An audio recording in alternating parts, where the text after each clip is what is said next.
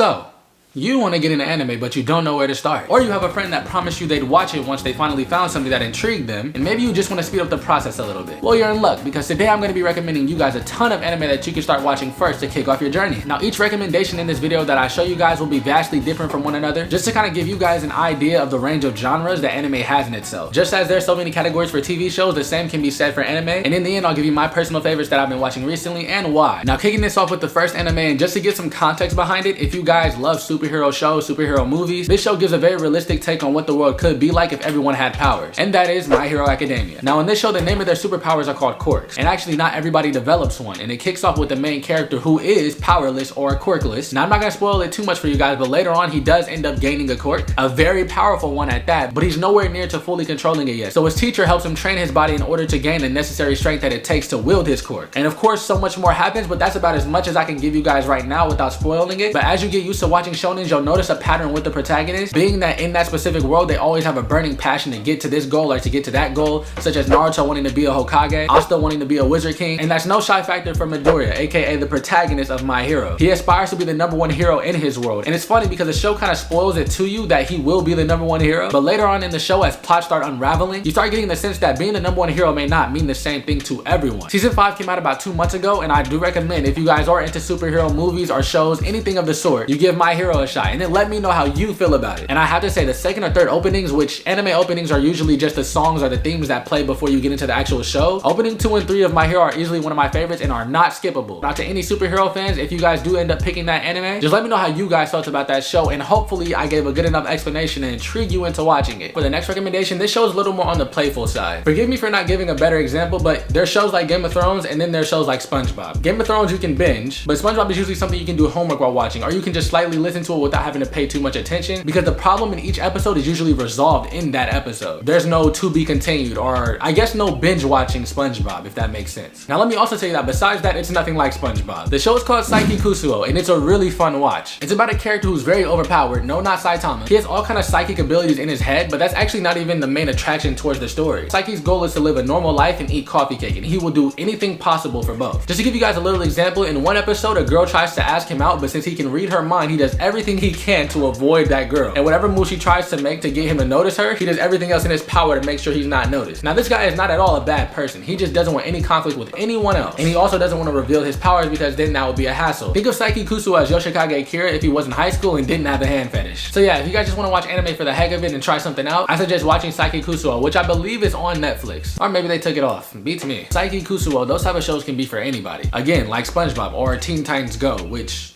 stop. But I say that because the next show I'm about to recommend to you guys is a seinen, but it is a very popular seinen, so this logic doesn't necessarily apply to it. But seinens are on the more mature side of anime and are usually made for adults all the way up to death. Now, the reason this logic doesn't apply is because the show I'm about to recommend to you guys is Attack on Titan. Anyway, like the show's name states, it is about titans, who are man-eating creatures trying to erase the rest of humanity that live inside the wall. And basically, one day, 2 titans known as the Armored and Colossal Titan penetrate the wall that's protecting the humans and end up erasing half of humanity, which, by the way, there are about 3 walls. The rest of humanity had to flood into the second wall, and basically for the first season they're trying to get the walls back and figure out how to stop all the titans in general. I should also mention the main protagonist goes by the name of Eren Yeager, and he becomes a part of a specific scout regiment that is trained to take on titans, and along the way they figure out a bunch of weaknesses and how to defeat them. And now if I say any more, I'm going to be spoiling you guys. Let me start off by saying this: the detailed explanation I gave to you guys for season 1 is the truth, but after fully catching up to season 4, it feels like the biggest lie of the show. You get so many perspective changes and you don't know who the villain is, and everything feels like it's there for a reason. Now, I also want to say I never read the manga, so I can't resonate with a lot of the people that dislike the ending to Attack on Titan, and I probably will never be able to, because usually when a manga ending's bad, the anime will change the ending. But I'm assuming it can't be that bad. But listen, people hate it. What I say is, up to what I've watched all the way to season 4, it's been nothing short of a masterpiece, and I don't regret watching it at all. Again, you've probably heard of it, and if you're seeing this, it's probably a sign that you should start it. So the next show I want you guys to know about is called Kaguyasama Love is War. I'm not really one for romance animes, not because they're not good, but because these shows do hit me in the feels, and I don't like tearing up a lot of the time. But Kaguyasama is different. You see, yes, it is a romance anime, but unlike certain romance animes, this one is not sad. It's actually very hilarious. So you technically have 2 protagonists in this show. You have Kaguya, who is the woman, and you have Miyuki, who is the guy. These 2 are basically in competition to see who can make who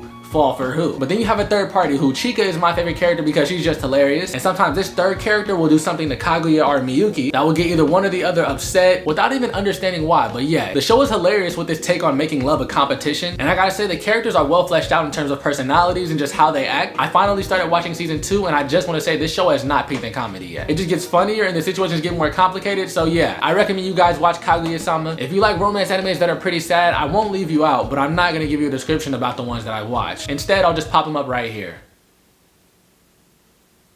So My Hero was a shonen. Saiki Kusuo, I guess you could call that a slice of life. Attack on Titan is a seinen. Kaguyasama is romance/comedy. And although there's many more genres, I thought it made sense if the last one was isekai. Now if you are that somebody who's just getting into the anime community, you'll hear this term be thrown around many times. To give you the best description of what an isekai is, imagine you're living your normal human life and then out of nowhere you die. Your soul consciousness, your entire being gets transported into another world that's almost like a video game and you still retain your previous memories. That in a sense is isekai. Now people have done many things with it. They've done horror, they've done comedy, they've done chill. I'm gonna give you guys a rather in the middle isekai, which is called That Time I Got Reincarnated as a Slime, which although at first glance it doesn't sound re-intriguing, why is it just about some random person who got reincarnated as a slime? The adventure this said slime goes through is very cool, and it's not meant to be something that's super thrilling. It's more so just a lot of world building, and that's specifically why I like this show. It also just recently came out with a season 2, and the second half of season 2 kicks off in July. But to give a brief explanation, the slime, aka Rimaru, was just like a 30-year-old who just lived a very normal life and nothing exciting really happened, and out of nowhere